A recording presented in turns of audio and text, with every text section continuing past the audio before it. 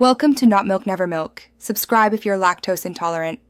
You start by choosing where numbering should appear and why, continuous pages versus section chapters.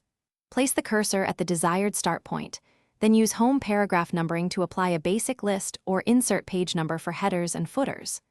Once done, pick a number style that matches your document, simple digits for drafts, Roman or outline numbering for formal sections. This sets the document structure so later changes propagate correctly, and it keeps lists and pages synchronized automatically.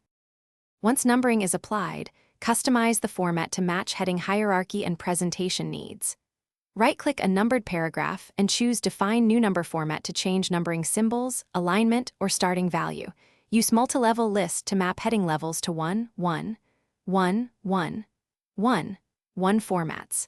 Make sure to link levels to built-in heading styles so numbering updates when you promote or demote text. This approach keeps your table of contents accurate and lets you renumber entire sections quickly without manual edits.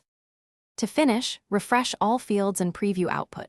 Press Ctrl plus A and F9 so page numbers and table of contents reflect changes. If a sequence starts incorrectly, right-click a number and choose Set Numbering Value to restart at any specific number. This is useful after section breaks. If numbering behaves erratically, make sure you haven't inserted an unintended section break. Use Draft View to reveal them. One key troubleshooting tip: replace manual digits with word numbering controls to avoid persistent misalignment or broken sequences. Thanks for watching. If this was helpful, leave a like and consider subscribing. See you next time.